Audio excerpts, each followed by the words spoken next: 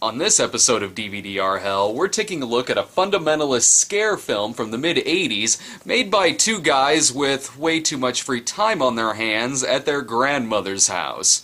Of course, if I made this video several years ago, it would have been because I had way too much time on my hands at my grandmother's house. But the difference is that I'm not fucking stupid.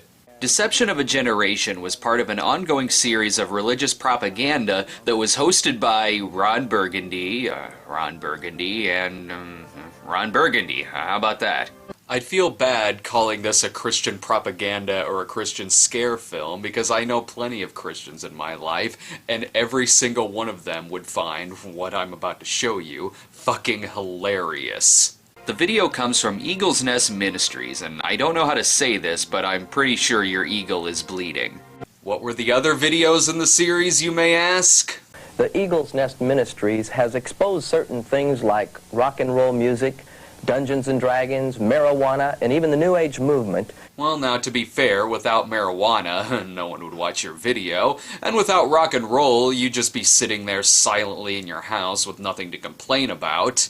I'm not a D&D player, but I'm guessing whatever you have to say about that is just as spot on as that movie. The video is hosted by Gary Greenwald, who may have a problem with the toys your children are playing with, but has nothing against plastic surgery or referencing James Bond films to promote his ministries. Deception of a Generation is a long, rambling 90 minutes of the biggest log of bullshit ever pulled from someone's ass. So, what do they start out with first? If I say something like wicked witches and demon clouds and spell books and even the zone of eternal evil, what comes to mind? What do you think of? I'll tell you what comes to mind. That terrible Worst Witch movie. I'm all ears now. The first example of the occult in children's programming comes from 13 Ghosts of Scooby-Doo, where the only crime was wasting Vincent Price. We've seen spell books, occultic amulets, we saw a crystal ball, astral projection to the evil zone. Yes, but do you also realize that all those evils you're mentioning were from the villains of the show? You know, the characters who you aren't supposed to root for? Also, careful, I think your television is possessed by demonism. Gary is joined by Phil Phillips, a living, breathing Richie Rich, but he's probably best known for his 1959 hit, Sea of Love. Oh, sorry, wrong Phil Phillips. I don't really know anything about blonde Phil Phillips here, probably because no one gives a shit about this Phil Phillips. Can you tell me what's going on in this cartoon? No, I can't tell you what's going on in this cartoon because I don't have my marijuana or my rock and roll music to play in the background. Most people don't realize that 80% of all cartoons deal directly with the occult, and 40% of the toys on the market have occultic influence, and these are the most popular. Okay, prove those numbers, Phil. Or have you forgotten about these older cartoons, too? Double, double, toil and trouble, fire burn and cauldron bubble. But it doesn't quite stop at Scooby-Doo. Take, for instance, a cartoon like He-Man and Masters of the Universe. It can be seen as many as 31 times a week in an area, with a viewing audience as much as 16 million children each time it's aired. I agree. It was pretty awesome growing up in the 80s. Now, could we say that there is witchcraft and occultic practices that are actually being portrayed in these cartoons? Oh, yes. Yeah, you could say that, but then I could also say that Phil Phillips likes sticking smaller gerbils up bigger gerbils' assholes, which according to Phil's logic would make that true. Sorry for interrupting. Continue. They're taken from actual witchcraft, actual pagan religions, levitation, mind control, astral projection, and other forms of witchcraft ceremonies. In which the Bible has none of those things. Now, if you'll excuse me, I need to go outside and tend to this burning bush in my front yard. One clip isn't enough to convince me, though. I need to see some more material.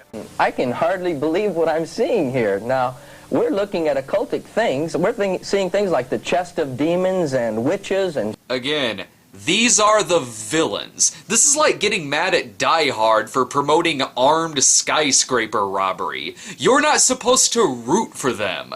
By the way, if all these occultist images make up 80% of what kids watch, why are you only showing clips from the same show?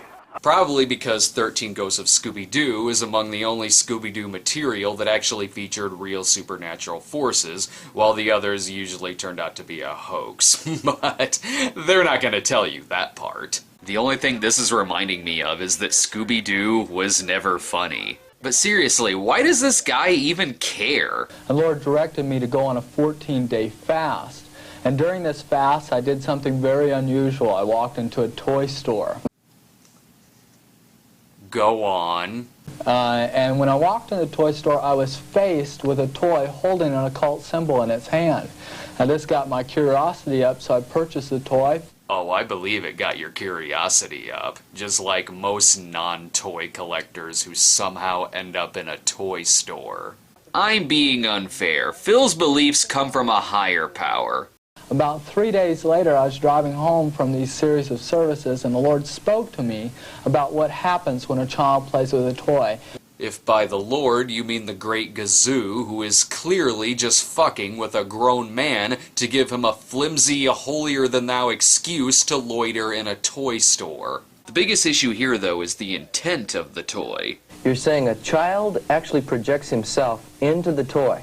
Oh boy, I hope children don't do the same thing with these religious toys. I'm pretty sure it's against scripture to literally play God. And they give it life, character, abilities, talents, and set the surroundings around the toy. So the child vicariously lives through that toy. Yes, because when I played with my toys as a child, I literally thought I was the Terminator. There's a difference between using your imagination and actually thinking you have superpowers. If I believed that, I probably would have turned out like you two. And the Lord told me that children were being affected by these things and that I was to do something about it. God told you to study children's toys? Yeah, and David Berkowitz thought a dog told him to kill. Alright, can we get off of Scooby-Doo, please? Especially since you're referencing a Scrappy episode. Well, there's a cartoon called He-Man, and oh man, isn't that Dolph Lundgren movie? it was turned down by all 3 major networks, by the way. It was the first cartoon to go through independent TV stations as a first-run cartoon. Wait, okay, so you're bashing He-Man for being released independently? Okay, why don't you tell me how legit Bible Adventures is? They're just mad because his strength doesn't come from the fact that he hasn't cut his hair. Now, Phil, here we're seeing a transformation of He-Man from a wimp, like a Clark Kent type of character. Whoa, Clark Kent? Yeah, because when I think Prince Adam, I think dweeby Clark Kent. Plus, I'm pretty sure Skeletor is watching you guys. You may want to watch your words here. How much longer until they have a problem with the fact that his name is Adam? In fact, his name is Adam.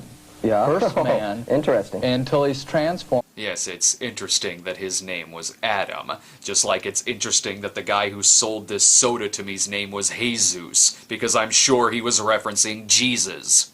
I can't believe they hit on that before Castle Grayskull. To understand this, we have to understand what Grayskull is. It is a castle built by unknown hands in the shape of the skull, and there's a demon spirit living within it that manifests in the shape of a skull. Actually, Castle Grayskull was once the Hall of Wisdom, which was transformed into Castle Grayskull in order to frighten away villains and to protect their orb and the universe.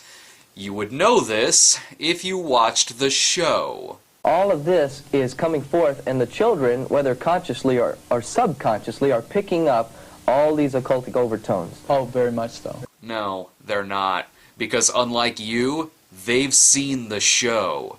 But when you don't have facts, just make up a story that you have no proof actually happened. But she said, my little boy was in the back seat of the car, and a radio preacher came on and said, our Lord God, the master of the universe. And her boy jumped from the back seat of the car and said, Mommy, God isn't master of the universe, He-Man is.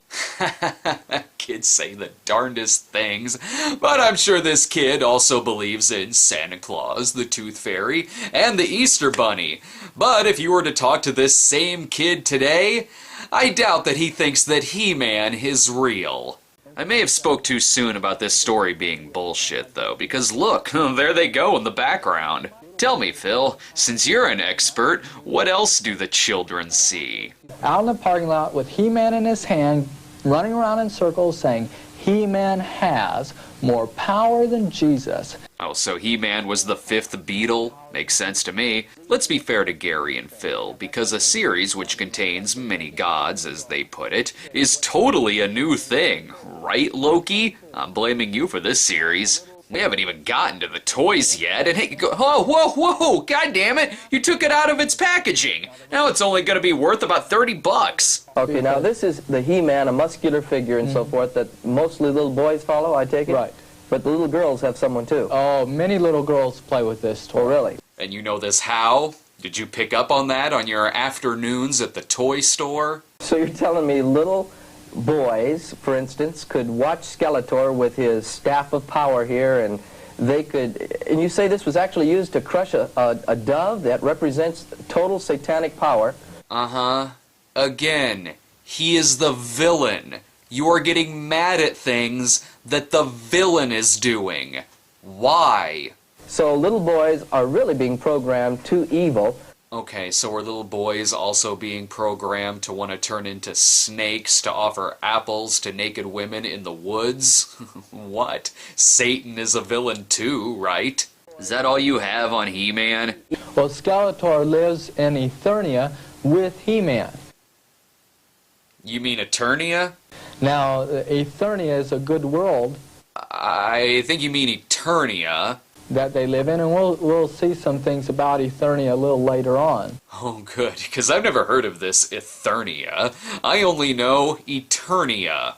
By the way, Satan also has an action figure. Just saying. It's gonna make the kids want to be like Satan. My favorite part so far is when Gary tries using Snake Mountain. So let's get a Skeletor type of voice. Let me turn this on here. I think I'm getting it too loud. Skeletor has one-upped you here, because I'm pretty sure that he knows how a microphone works. Why don't you just let your kid use it? He can probably figure it out. Or just give it to Phil. He likes hanging around children. Skeletor, the master of the universe. Don't you remember the kid from Phil's story? Clearly He-Man is the master of the universe. Little children would actually use that to even identify more with these occultic heroes, right? Oh, yeah. No, they use it so He-Man would have something to fight against. Otherwise that would make playtime very boring. I kind of miss the clips, though. Can we see another one? Skeletor is tunneling his way to the center of Eternia. Can you imagine what would happen? Wait! I was watching that! Oh, come on now. What do you have against the other toys? And this young lady is involved in witchcraft, and you'll notice that she's a very voluptuous-looking thing, and they wear very tightly clad clothes and sometimes even negligee. Ah, so you're not worried about the snake on her staff. You're worried about the snake in your trousers. Hey, look, I think the mailman is here to bring you some more toys. Well, what else do you guys got? This character is called Many Faces. The name is Man-E Faces, not Many Faces. Maybe Many Faces is a resident of Eternia. You mean little children with a Many Faces toy, now I've got the little Many Faces toy here, can actually see him transform from a demon-possessed skeleton type of creature to a good guy. Oh, you're just mad because one of them's not named Saul and the other's not named Paul. And by the way, he isn't demon-possessed, he just has a monster face, which, by the way, is his weakest face because it makes him vulnerable to be controlled by Beast-Man. Oh, come on, guys, you've got a problem with the comics, too? He is levitating off the ground. In a yoga-type position. Right. Yeah, why can't he just walk on water like everyone else?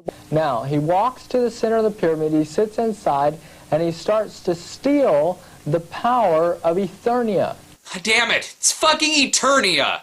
Oh, and don't tell Gary about Live and Let Die. I hear that one contains the voodoo magic. But back to He-Man. So, actually, these cartoons are making real what Satan has had for a long time. Right. Comic books? I'm starting to think Gary is full of shit. When I was brought up, I watched cartoons like Bugs Bunny, Donald Duck, Daffy Duck, Elmer Fudd, and all of the Looney Tunes. Please proceed. But today, there's a different kind of cartoon that's coming on our TV sets. Is there a well-organized plot, an insidious design right now to program and influence the minds of our children towards the occult and witchcraft? I'm so glad you said that. Now I can show more of these clips. Hey, that's what I need. Something to read. Magic words and phrases. Sounds interesting.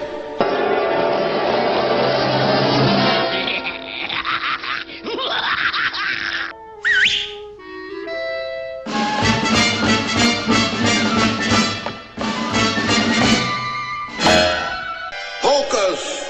Hocus! Now I crush you! Abracadabra! Yes, and I'm sure those are different for some reason. This is Mr. Cotter's longest joke, and it's starting to get really old. Maybe it'll keep getting creepier. Now, in God's economy, children are very important. And I wonder, Phil, if the church is overlooking the children. Well, if they are, I know someone who will hang out with them at their local toy store. Right, Phil? But I get it. You gotta make sure kids are healthy, and as Gary said, they should watch older cartoons, like this one.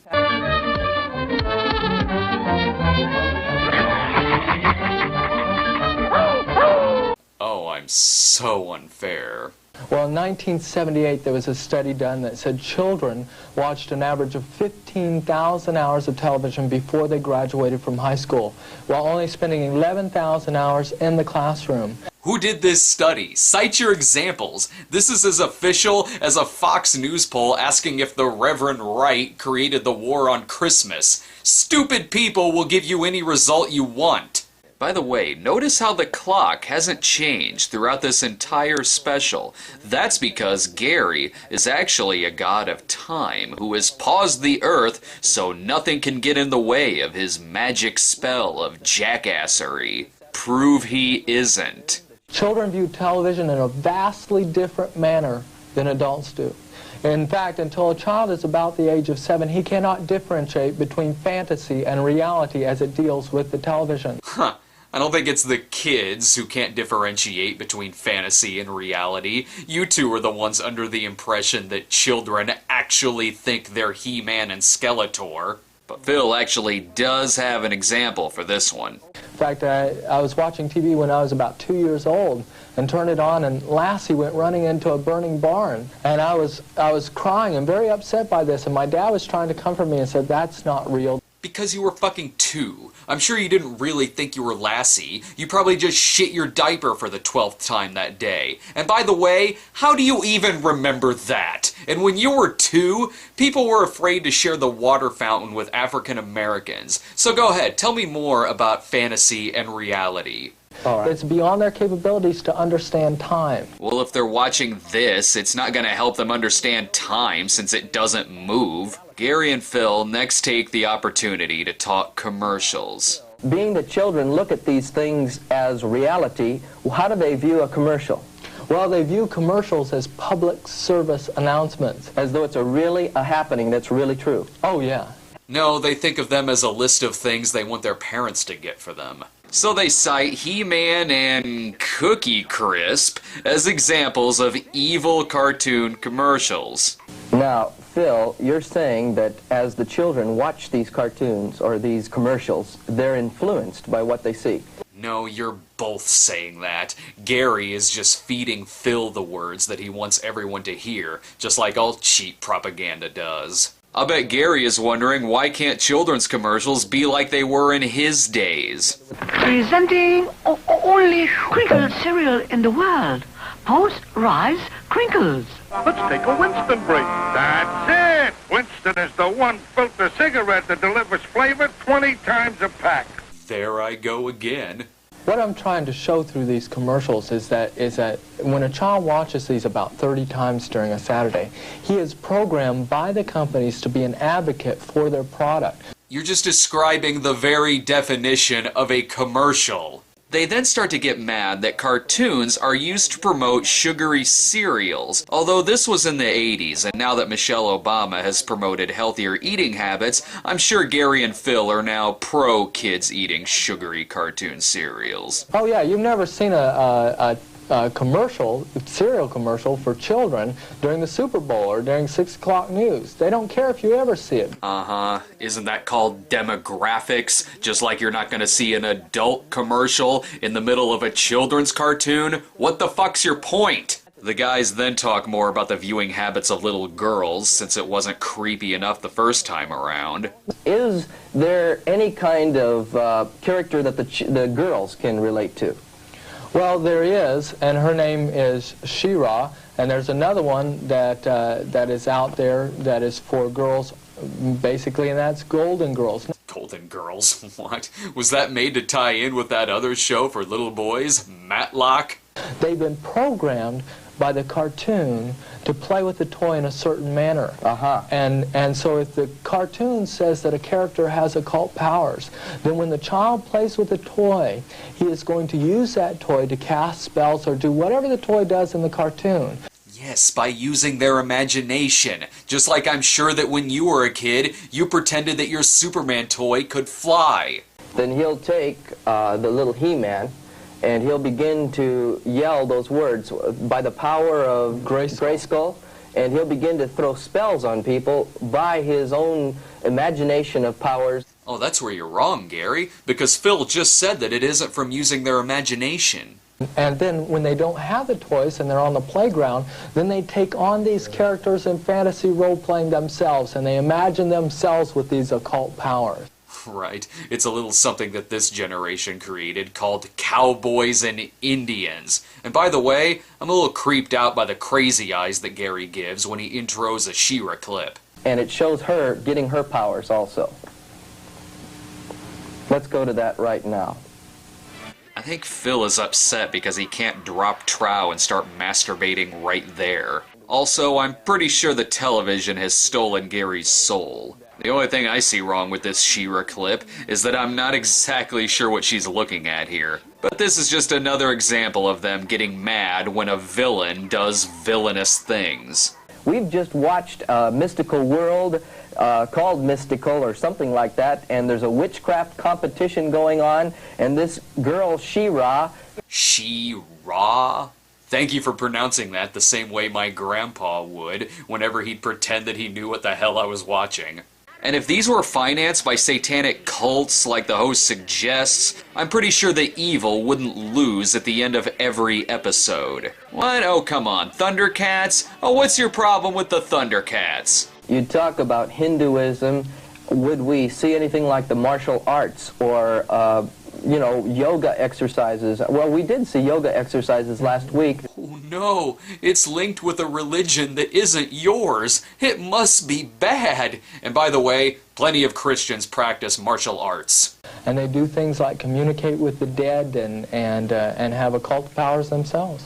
Communicating with the dead? Isn't that what you do all the time? Isn't that how you ended up in that toy store? And since when do you guys have a problem with martial arts? As we've been observing here, there were gymnastics and martial arts type of thrusting and jumping. If he's upset now, he's gonna have a heart attack if he ever sees Gymkata. Here with the Thundercats, and again, taken from Hinduism and ancient pagan symbolism. Well, now you're just complaining because you know that they could kick your ass from here to Eternia. And that they should look for things in their own lifestyles that would identify with Hinduism, the occult, and mystical Eastern religion. Creating a desire for the occult again. Or maybe they just think that Lionel is awesome and Snarf sucks, and that they're not close-minded 35-year-olds who discriminate against any and everything that doesn't fall exactly in line with their own beliefs. And are they under the impression that Thundercats created martial arts? Well, that's gotta be huge news for Bruce Leong. And by the way, as someone with epilepsy, Thundercats is a huge affront to my belief in not wanting to have a seizure. Maybe I should make a 90-minute video condemning it. Well, if you're seeing what I'm seeing... No one is seeing what you're seeing. we find Lion-O talking to his dead father, Jaga. Is that his name? Yeah. Jaga. Phil, what is this called when they talk to the dead? It's called Christianity.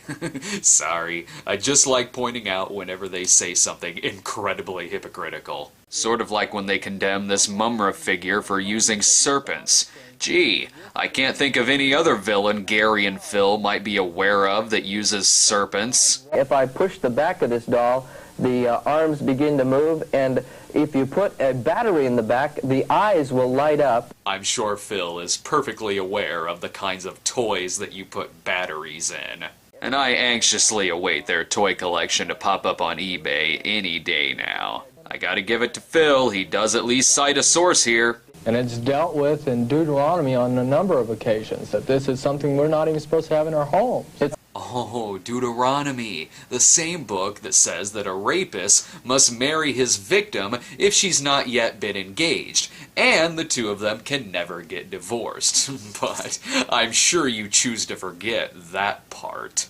Totally amazing. I am totally wiped out by what we're seeing here. Hey, Gary's wiped out face is the same as his offended face and his happy face, but not the same as his She-Ra face or his new face. But listening to these two has wiped me out as well. So tune in next time where I continue to make fun of two very stupid people who are not doing their religion any favors. Cats are on.